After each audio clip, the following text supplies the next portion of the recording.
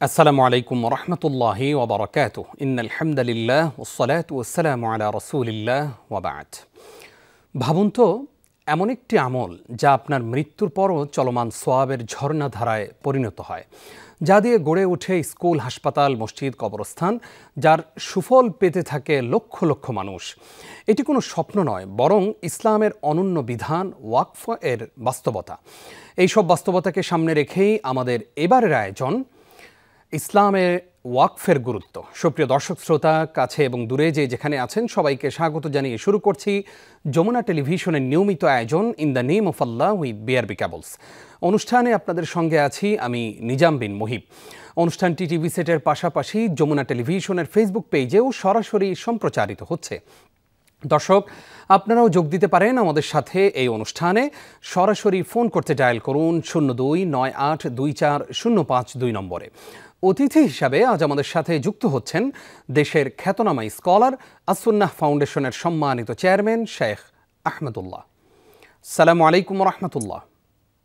ওয়ালাইকুম আসসালাম রাহমাতুল্লাহি ওয়া বারাকাতুহু। উস্তাজ, আপনি কেমন আছেন?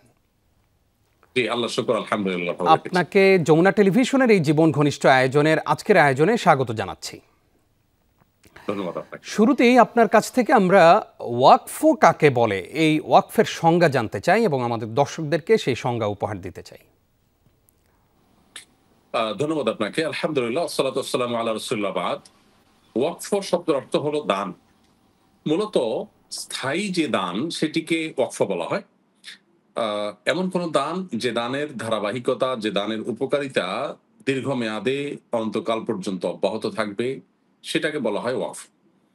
কোন ব্যক্তি তার কোন সম্পদ যেটা থেকে স্থায়ীভাবে উপকৃত হওয়া সম্ভব, সেটাকে আল্লাহর সন্তুষ্টির জন্য জনকল্যাণমূলক কাজে, দ্বীনের দাওয়াতি কাজে, মসজিদ মাদ্রাসার জন্য, অথবা পারিবারিক যে ওয়াকফ, পারিবারিক কোনো কল্যাণমূলক কাজে যদি কোনো সম্পদকে দান করেন, সেটাকে বলা হয় ওয়াকফ। এই ওয়াকফ ইসলামী শরিয়ার দৃষ্টিকোণ থেকে অত্যন্ত গুরুত্বপূর্ণ একটি নেক আমল এবং অত্যন্ত ফজিলতপূর্ণ একটি ভালো কাজ। আল্লাহর উদ্দেশ্যে যে কোনো ধরনের স্থায়ী দান, যেটার উপকারিতা দীর্ঘমেয়াদে মানুষ পেতে থাকবে, সেইটাই ওয়াকফের আওতাভুক্ত। ওয়াকফের গুরুত্ব সম্পর্কে নবী সাল্লাল্লাহু আলাইহি ওয়াসাল্লাম একটা হাদিস আমরা জানতে পারি। তিনি বলেছেন, ইযা মাতাল ইনসানু ইনকাতা আনহু আমালুহু ইল্লা মিন সালাস। মানুষ যখন মারা যায়, তার সমস্ত আমলের দুয়ার বন্ধ হয়ে যায়। এর মধ্যে 3টি আমলের দরজা ওপেন থাকে মানুষের মৃত্যুর পরও। তার মধ্যে থেকে একটা হলো এমন দান, যেই দান এর ধারাবাহিকতা বা তার উপকারিতা দীর্ঘমেয়াদ পর্যন্ত অব্যাহত থাকে, যেটাকে সাদকায়ে জারিয়া বলা হয়। তো এই সাদকায়ে জারিয়া বা স্থায়ী দান, এটা ওয়াকফের অন্তর্ভুক্ত এবং এটা মানুষের মৃত্যুর পরও তার সওয়াবের কারণ হয়। ইসলামের সমাজ ব্যবস্থার অন্যতম একটা নিয়ামক শক্তি হলো এই ওয়াকফ। যে কোনো ভালো কাজ সেটা যেন সাস্টেইনেবল হয়, সেটা যেন দীর্ঘমেয়াদে টিকে থাকে, তার জন্য ওয়াকফের কোনো বিকল্প নেই। সাহাবা ইকরাম নানাভাবে তারা তাদের সম্পদের ওয়াকফ করতেন। যেমন খায়বারে ওমর রাদিয়াল্লাহু তাআলা আনহু তার কিছু জমি তিনি ওয়াকফ করে দিয়েছেন আল্লাহর জন্য।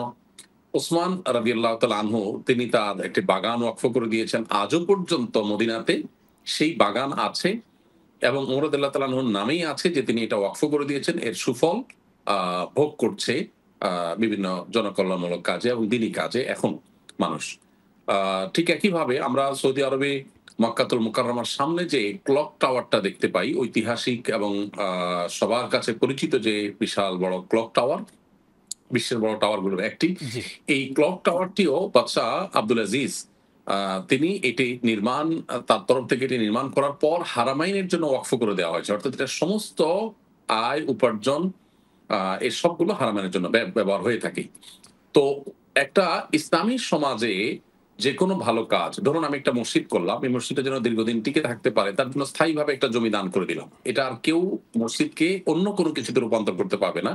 এটা স্থায়ী একটা সমাধান হলো, মসজিদের ব্যবস্থা হলো। ঠিক একইভাবে এতিমখানা হতে পারে, জনকল্যাণমূলক কাজ হতে পারে, যেটা আমি দিলাম দীর্ঘমেয়াদ পর্যন্ত সেই কাজে সেটা ব্যয় হবে। এটাই হলো ওয়াকফ। আমরা যে সমস্ত ভালো কাজ সাময়িক দানের উপর নির্ভরশীল, যে মানুষ দান করলো, সেটা দিয়ে কাজটা হলো, দান যখন করবে না মানুষ তখন বন্ধ হয়ে গেল। কিন্তু ওয়াকফ এমন একটা ব্যবস্থাপনা যে এর মাধ্যমে যে কোনো ভালো কাজের ধারা চিরকাল টিকে থাকতে পারে। ভারতবর্ষে সবচেয়ে বড় অ্যাসেট, সবচেয়ে বেশি অ্যাসেটের মালিকানা ভারতীয় রেলওয়ের, তারপরে ভারতীয় সেনাবাহিনীর, তারপর তৃতীয় সর্বোচ্চ ওয়াক সর্বোচ্চ প্রাতিষ্ঠানিক সম্পদের মালিকানা হলো ভারতীয় ওয়াকফ বোর্ডের। অর্থাৎ প্রায় ৮.৭ লক্ষ সম্পত্তি রয়েছে তাদের। তো ওয়াকফ এমন একটা সামাজিক ব্যবস্থাপনা ইসলামী শরিয়ার দৃষ্টিকোণ থেকে, যার মাধ্যমে বহুবিধ কল্যাণ দীর্ঘকাল স্থায়ীভাবে টিকে থাকতে পারে। মানুষ তার সম্পদের একটা অংশ তিনি ওয়াকফ করে যেতে পারেন, এবং এটার জন্য শরীয়ত আমাদেরকে উদ্বুদ্ধ করেছে। ওয়াকফের পরিমাণ, ওয়াকফ করার প্রবণতা, এটা আস্তে আস্তে আমাদের সমাজে কমে গেছে। অথচ আমি যদি চাই আমার মৃত্যুর পরও কোনো ভালো কাজ পৃথিবীতে টিকে থাকুক, তাহলে ওয়াকফের কোনো বিকল্প নেই। জাযাকাল্লাহ খাইর উস্তাজ, আমরা আসবো আপনার কাছে আবারও ইনশাআল্লাহ ছোট্ট একটি বিরতির পর। প্রিয় দর্শক, আরও একবার স্বাগত আপনাদেরকে। আপনারা দেখছেন যমুনা টেলিভিশনের নিয়মিত আয়োজন in the name of Allah with BRB cables. আমাদের আজকের বিষয়, যে বিষয় নিয়ে সচরাচর আসলে আলাপ হয়নি, আমরা আজকে বিষয় রেখেছি ইসলামে ওয়াকফের গুরুত্ব। আর এ বিষয়ে কথা বলছেন আসুন্নাহ ফাউন্ডেশনের সম্মানিত চেয়ারম্যান শেখ আহমদুল্লাহ। শেখ, আপনাকে আরও একবার স্বাগত জানাচ্ছি। আমরা গুরুত্বপূর্ণ আলোচনা আপনি বিরতির পূর্বে আমাদেরকে উপহার দিয়েছেন। আমরা এবার জানতে চাই আপনার কাছে যে ওয়াকফের কোনো প্রকার আছে কিনা, মানে ওয়াকফ কয় প্রকার, কিভাবে এই ওয়াকফের প্রকারভেদগুলো নির্ণয় করা হয়? ধন্যবাদ আপনাকে। ওয়াকফ বিভিন্ন প্রকার হতে পারে। স্থায়ী সম্পদ, দীর্ঘমেয়াদে বা অনন্তকালের জন্য যে কোনো ভালো কাজের জন্য দান করাটাকে সাধারণত ওয়াকফ বলা হলেও এটার প্রকার হতে পারে কয়েক ধরনের। যেমন এক প্রকার ওয়াকফ হলো বংশানুক্রমিক ওয়াকফ। ধরুন কোনো ব্যক্তি তার কোনো অ্যাসেট, সেটা কোনো বাড়ি হতে পারে, কোনো গাড়ি হতে পারে, কোনো জায়গা হতে পারে, যে কোনো স্থায়ী সম্পদ তিনি তার বংশধরদের জন্য দান করে যান। যদি যে আমার বংশে যত লোক আসবে সবাই এটা সুফল ভোগ করবে, তাদের জন্য এটা আমি দান করে গেলাম, শুধু ছেলেদের জন্য না, ছেলেরা তাদের বংশধররা, তাদের বংশধররা এখান থেকে তারা সুফল ভোগ করবে। এটাকে বলা হয় বংশানুক্রমিক ওয়াকফ। এই ধরনের ওয়াকফ করার সুযোগ আছে ইসলাম শরিয়ার দৃষ্টিকোণ থেকে। আত্মীয় স্বজনের কোন নির্দিষ্ট ক্যাটাগরি ঠিক করে দেওয়া যায় যে অমুক আত্মীয়রা এটা এভাবে এটা সুফল তারা পাবে বা সকল সবাই পাবে। এটা হলো বংশানুক্রমিক ওয়াকফ। আরেকটা হলো কল্যাণমূলক ওয়াকফ। কেউ কোনো টিউবওয়েল করে দিল, কোনো রাস্তা করে দিল, কোনো কালভার্ট করে দিল, কোনো ভবন করে দিল, হসপিটাল করে দিল, ইউনিভার্সিটি কলেজ করে দিল, মাদ্রাসা বা মসজিদ করে দিল, যেটা সর্বসাধারণের জন্য মুক্তের সুফলটা সবাই ভোগ করবে। এটা এক প্রকার ওয়াকফ, এটাকে বলা হয় কল্যাণমূলক ওয়াকফ। আরেকটা হলো যৌথ ওয়াকফ। কেউ কোনো অ্যাসেট, কোনো সম্পদ, এটা তিনি তার পরিবার, তার বংশধর বা নির্দিষ্ট ব্যক্তির জন্য দিয়ে বলল যে এটা অমুকে এতদিন বা ওরা এতদিন ভোগ করবে, এরপরে এর সুফলটা জনকল্যাণমূলক কাজে ব্যয় হবে। অথবা শুরুর দিকে এটা বলল যে এটা এই পরিমাণ সময় এত বছর জনকল্যাণমূলক কাজে ব্যয় হবে, এরপরে এটা আমার অমুক ওয়ারিসরা এভাবে বা পেয়ে যাবে। তো এইভাবে যে ওয়াকফ করা হয়ে থাকে এটাকে বলা হয় যৌথ ওয়াকফ। তো এই আচ্ছা, তিন প্রকার ওয়াকফই শরীয়তে বিধেয়। আমরা যেটা বিরতির আগে বলছিলাম, ওয়াকফের মতো এরকম গুরুত্বপূর্ণ ইবাদত যেটার কারণে মানুষের আমল নামাতে সওয়াব তার মৃত্যুর পরেও লেখা থাকে, সেটা কিন্তু আমরা বলে বসেছি এবং সমাজে ওয়াকফ করার প্রবণতা কমে গেছে।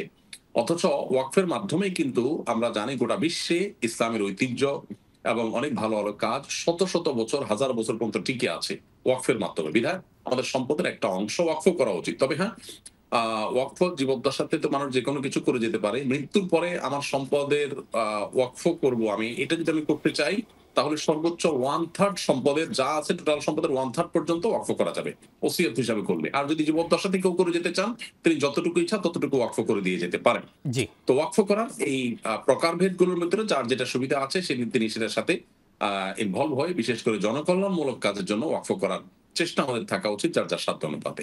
ইনশাআল্লাহ আমরা সেই প্রচেষ্টা করব। আমরা জানতে চাই ওয়াকফ আসলে সহিহ হওয়ার শর্তগুলো কি কি?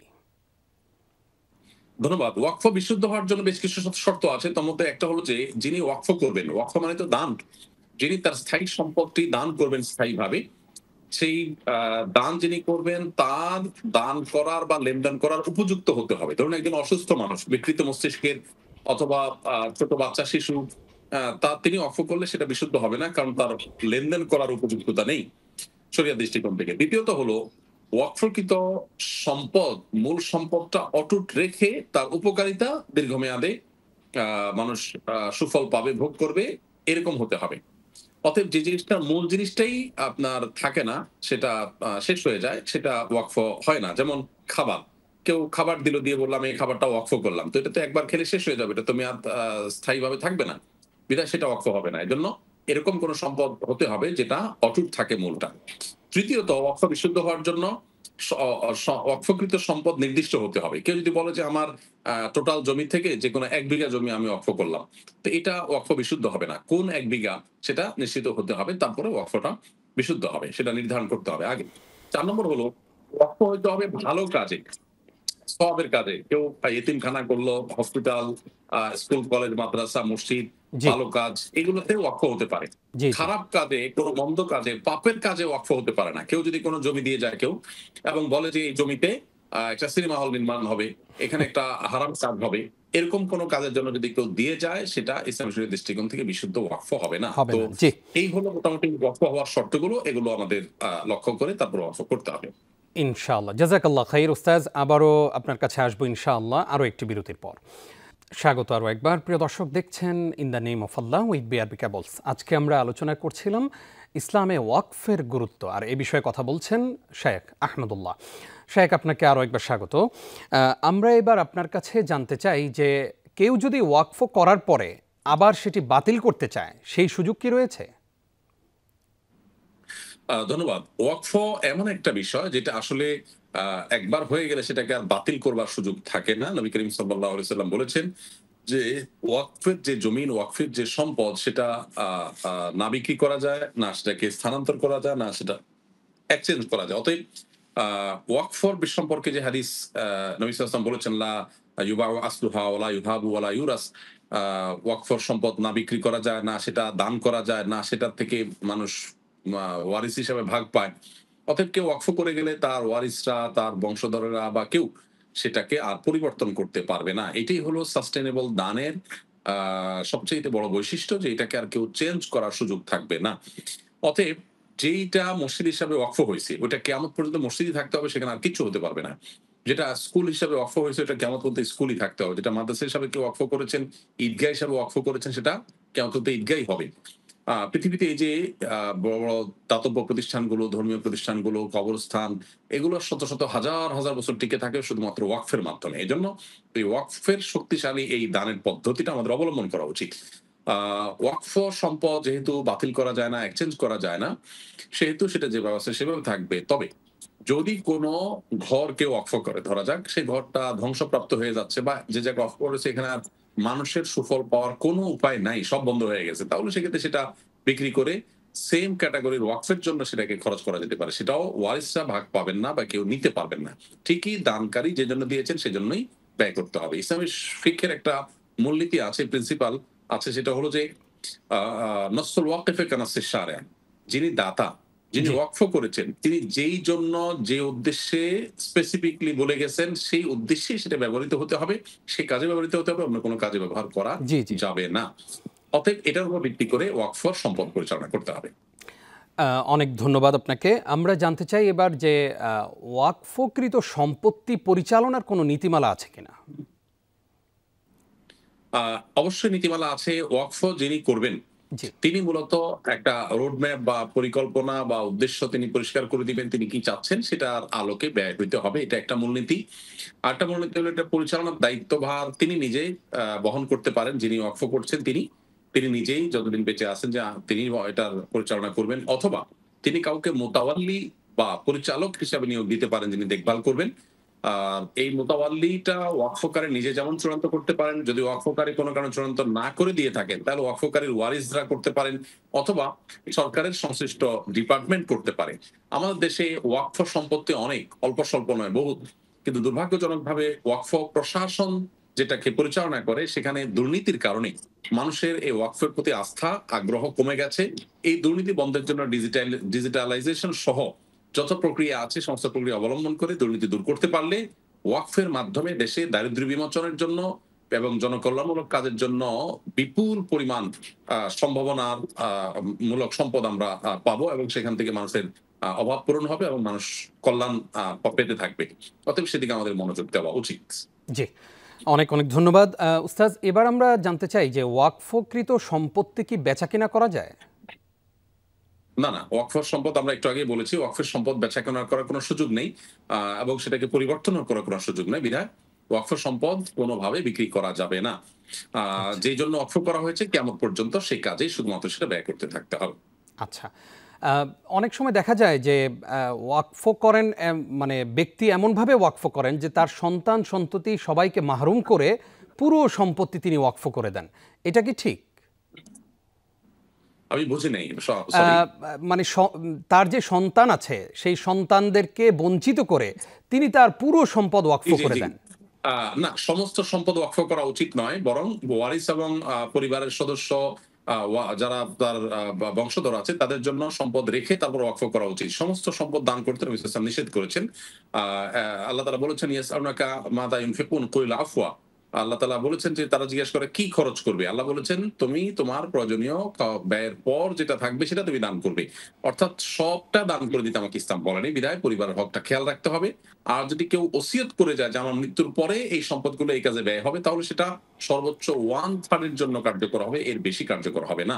কারণ জি ইসলাম চায় যে আমাদের সম্পদ আমাদের সন্তান সন্ততিরা ভোগ করুক, পাশাপাশি আমরা জনকল্যাণমূলক কাজে ব্যয় করি। সবগুলো জনকল্যাণমূলক কাজে দিলে আমার সন্তানদের উপর রাগান্বিত হয়ে তাদেরকে বঞ্চিত করলাম, এই রাইট কিন্তু ইসলাম আমাকে দেয়নি। জি অসংখ্য ধন্যবাদ উস্তাদ, কষ্ট করে আপনি আমাদেরকে সময় দিয়েছেন। ওয়াকফ নিয়ে এত গুরুত্বপূর্ণ আলোচনা ইতিপূর্বে আমরা করিনি, আলহামদুলিল্লাহ আজকে আপনার কাছ থেকে গুরুত্বপূর্ণ তথ্যবহুল আলোচনা পেয়ে আমরা উপকৃত হয়েছি। আমাদেরকে সময় দেওয়ার জন্য আপনাকে ধন্যবাদ জানাচ্ছি। প্রিয় দর্শক, এতক্ষণ যারা আমাদের সঙ্গে ছিলেন আপনাদেরকেও ধন্যবাদ জানিয়ে শেষ করছি আজকের আয়োজন। আপনারা দেখছিলেন in the name of Allah with BRB cables. আগামী সপ্তাহের পর্ব দেখবার আমন্ত্রণ জানিয়ে এখানেই বিদায় নিচ্ছি নিজাম বিন মুহিব। ওয়াসসালামু আলাইকুম ওয়া রাহমাতুল্লাহি ওয়া বারাকাতুহু।